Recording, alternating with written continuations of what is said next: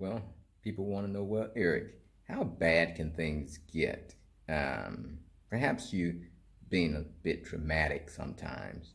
Perhaps so. But let's discuss that when I return on the Eric McNeil Be Free Show. Black men and white men, Jews and Gentiles, Protestants and Catholics will be able to join hands and sing in the words of the old Negro spiritual, free at last, free at last. Thank God Almighty, we are free at last. Hey guys, welcome. You just discovered the Eric McNeil Be Free Show, where it's all about being financially independent, responsible for self, enjoying life, and empowering others free. So, a lot of times when I'm talking, people have a tendency to dismiss what I'm saying because they believe that I'm being a bit overboard and dramatic and things like that. And that, oh, it can't get that bad. It can't get that bad. I remember a while back when the first signs of this whole COVID hit, and I'd say that's just the segue into all of these limited travel and stop you from travel. Oh no, Eric, it's not going to go. This is going to be over just before you know it. Is it over yet? It's kind of died down, but is it truly over? Everything has changed after that, right? Everything has changed, but at the time when it first happened, oh, Eric, you're being dramatic. It ain't gonna be no limited travel. Ain't gonna be no this. Ain't gonna be no that. All right, watch and see. You just keep living and see what happens. But today, I talk about the U.S. being ground zero for a lot of terrible things happening, and that you should be. I always say you need to be trying to make your escape out of that joint. But let's talk about that, and let's talk about somebody else who kind of agreed with me on this whole issue. A lot smarter than I am, this guy. So I'm gonna show you this video clip from this is the late Walter Williams, who was a very, very well-known, very prolific economist. He was a professor of economics at George Mason University, and is a columnist and author, and just kind of a famous economist. So I'm going to show you a clip of an interview that he did. He just recently passed a couple years ago, but this interview was in 2014, and and this is around the time that I first started talking about, I guess around 2013, I started talking about leaving. But, this interview, I want you to just hear this clip, and I'll put a link to the full interview. But anyway, let's get right to it. Pennsylvanians would be doing the absolute right thing by not electing me to the office, because if I don't bring back all these goodies, it doesn't mean that Pennsylvanians will pay a lower federal income tax. All that it means is New Jersey will get instead. Well, so what do we do about this? I mean, we're in a paradox where everybody just gets what they can get, and how do we put the toothpaste back in that tube? Well, you ask yourself the following question. I think the answer lies somewhat in this question, and that is, are the American people as human beings, are we any different from the Romans, the French, the Portuguese, the Spanish, Britain, the English, great empires of the past that went down the tubes for mostly bread and circuses? Are the American people any different from that? So do you think I don't know. A lot of people think that it's too late to turn back and reverse things. And I wonder, like, for example, people say, oh, we're getting near a tipping point where so many people are dependent on government that there's no turning back. I mean, are you a pessimist or an optimist is it too late to turn things around? Well, I have a very good friend and colleague, longtime friend and colleague, Thomas Sowell. When we talk on the phone, he said, Walter, the only thing good about being our age is when the stuff really hits the fan. We'll be gone. Now, That's pretty pessimistic. no, but however, I think that if there's an optimistic note, is that American people have never done the wrong thing for the long time. We always managed to get our house to act together. But we are close to the point that we don't have much time to get our act together. I think that we need to have extensive cuts in spending. And I think that the only way politically you can do it is to have something like a meat axe approach, something like a 10% across the board. Mm-hmm. Because people who are beneficiaries of various programs, they'll rally politically against you. But I don't see Americans supporting that until there's some catastrophe in our country. Maybe they will. But I could be absolutely wrong, and I hope I'm wrong. But So, my daughter and her recently got married a couple of years ago, and they were asking me some recommendations for the future. And so I said, well, you ought to try to save and hide in your own property about $40,000 or $50,000 in gold coin, and not as an investment, but as a way to get out of our country. And they said, well, where do you go? Well, so I said, well, New Zealand, Australia. And I said, but where to go is not a very important question when things get bad, just anywhere other than. So things can get rough. And history shows that in other great civilizations of the past. And so again, this question, are we any different? Okay, guys, you heard the clip. And as I said, this is someone who's a lot smarter than Eric McNeil.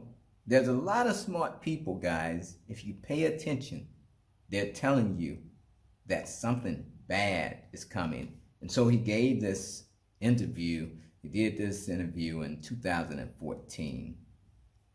Was he on the money, right? He's predicting that, hey, things can fall apart very quickly. And the advice that he gave his daughter was to put some gold bullions to the side, and just have them ready in case of an emergency and you have to exit out of the United States like quickly. All right? So I'm telling you guys right now, this is what you need to be doing.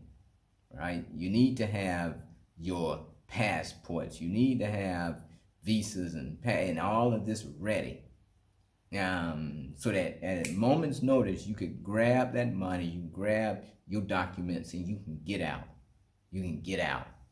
And a lot of people just think, oh no, Eric, that's never gonna happen. They're never gonna do this. They're never gonna do that. Why can it not happen in the United States, but it's happened to so many other so-called empires, just to fall apart? And when they need to try and keep you there to get that tax money, they're not going to want to just let you go. So, so that was his advice. Just be ready to exit this joint, have you some real gold ready to get out, if you need to escape. But at any rate, so, the entire interview, I put a link down in the description. You can watch that entire interview. And I want to tell you about, you say that things can't get that bad. Well, let me tell you, I was in the military from 86, 89, and most of my time was spent stationed in Berlin, Germany. And I'm going to put a map up, for people to see the country and to kind of see what I mean when I'm talking about my experience. So at any rate, here's the country of Germany. And after the fall of Hitler, when the Allied troops defeated Hitler, this is World War II, around 1940. 1945, the end of World War II. A big reason why they won that war was Russia, right?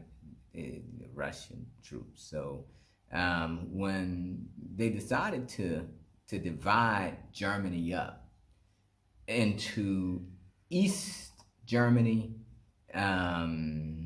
over here, and then West Germany, you can see over here. So in West Germany, you see you have Hamburg and Dusseldorf and Bonn and Frankfurt and Munich, okay? That's West Germany. Then you have the dark side in East Germany, right? Marienborn, Echtertal, Dresden, and yeah, so these are the sides that the Russians took. They took East Germany. The Allies of Great Britain, France, and the United States took West Germany, okay? That's how they divided it. East Germany went to Russia. West Germany went to America, France, and Great Britain. All right, so now, but the Allied troops over here said, okay, they looked at East Germany and said, well, the capital, Berlin, y'all, Russia, y'all just can't have, we know that the capital is in your area, but you can't have the entire capital city. We're going to have to split that joint up also. So what they did is they also split the capital city of Berlin up between them, just like pretty much like they did the entire country. So you had East Berlin, which went to the Russians, and then you had West Berlin, which went to America, France, and Great Britain again. Okay, so you get kind of the split. Now it's and then some years around a couple years after the war ended, then we moved into the Cold War around 1947. And that's when we entered the Cold War era between the Allies and Russia, right? So Russia didn't help them win a war now, so there's always a war going on. No matter who's allied together at any given time, a few years later, those same people can be at war with each other. This is how the elites play the game, right? They're always creating war. So now the Cold War starts between America and Russia, and then it escalates until around 1961, when the Russians decide they're gonna put a wall up around Berlin, like, hey, because a lot of people didn't like this whole socialist and thing that the Russians were doing. They didn't like that communism, so they started leaving, going into West Berlin. They started leaving West Germany, East Germany, going into West Germany, right? They was trying to get from under the control of the Russians, right? Everybody talk about this socialism and communism. No, they didn't like that, so they started leaving, going looking for some capitalism. So the Russians couldn't have that. They couldn't, those taxpayers, they need some people in their country, so they decided to put walls and barricades up. So anywhere the West met the East, there was like a wall, right? So some kind of barricade. So between East Germany and West Germany, as you can see from the map, that was a division. You couldn't just leave, right? You had like walls and barricades and soldiers and tack dogs and everything. And then over here where you have this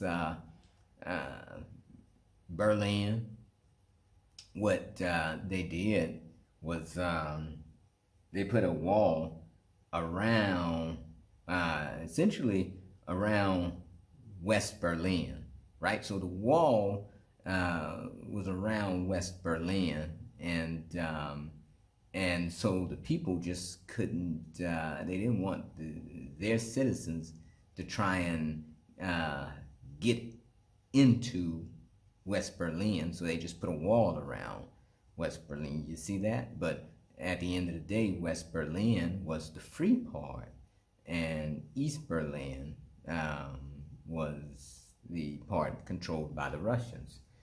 And so this wall stayed up for nearly 30 years. I think it's like 28 years, from 1961 to 1989. I was stationed in Berlin. That was when I was in the military. So this is where I was stationed at. And when I tell you every day you'd hear on the news about people trying to get over that wall and being killed and shot or eaten by attack dogs and just all kind of stuff every day. So can you imagine that this, you say that, hey, it can't happen, but these people didn't think it could happen till they woke up one day and told they couldn't leave. There was no notice. They didn't say, oh, we're going to give you guys, another 3 months to get out of East Germany. In 3 months we're going to give you notice. Okay, we're giving you your notice. This is your 90-day countdown. And if you still here after 90 days, then the wall is going to be up and you'll no longer be able to get out. No, I don't think so. I don't think so. So anyway, you ask, can it get bad? Yeah, it can get very bad. Things can get very bad very quickly, just as the economist Walter Williams was trying to explain to his daughter that, hey, just have you something saved up, right? Because there's not going to be any notice. You're just going to wake up and the wall or the order has been set that, hey, this is what it is. You can't go anywhere. We need them tax dollars here. We don't need you escaping nowhere. So guys, you see the writing on the wall. You see what's going on. Go ahead and start making plans to, relocate or something, because things just, man, things aren't getting any better. I'm telling you, right? Germany is a perfect example of how bad things can get overnight, boy. And, every day, when I was there stationed there 2.5 years. And, every day you hear about people trying to escape into the West. And, man, and sometimes they would allow us to go shopping. They would arrange these trips, allow us to go shopping in East Berlin. And, they give you all the warnings and stuff. And it was a strange place. I went over there a couple times. It was a strange place you wanted to be, and just like the people were in a daze, man. Can you imagine?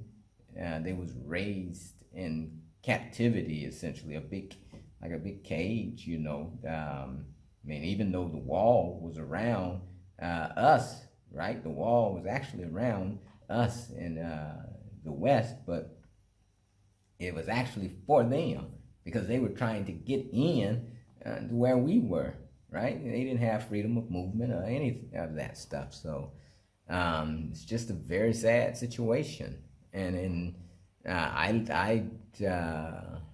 left the military in June 1989, and about 6 months later, the wall came down. Wall fell down. So that was like 28 years, man, 28 years. So things can get bad, guys. That's all I wanted to share with you today. Don't underestimate this thing. Don't take this stuff for granted. Make preparations. If you are inclined to do so, start making preparations. Make sure somebody, one of our home buyers actually made a comment on one of my videos about using any extra monies that you have to buy you some passports for your family and things like that. And that's a very, very good point that she made. You know, have you some cash stored, get your documents in order, because each year they're making it more difficult to get those documents and stuff. So go ahead and get your documents in order. Get ready to leave that joint, and at a moment's notice, poof, just have your way that you can get out of there. Okay, that's all I want to bring to you today. If you like what we're talking about, you know, go ahead, hit that subscribe button, like, share, comment. Let me know what you think. Can it get that bad, or you just don't think it can? If you haven't already done so, also hit our website, www.migratingculturecrossing.com. Take advantage of the half-price home promo while you still can, guys. Yeah, you know, you leave and you're going to come here. You want to be in a community, you know. You don't just want to be rambling by yourself trying to do your own thing. And at least, you know, you come to Migrating Culture Crossing and have your community. That's what we are about. Food first ethos, self-sufficiency, sustainable community. That's what we are about. Also, you can find me on Facebook at facebook.com/Eric McNeil Free. And as always, hoorah! Now be free.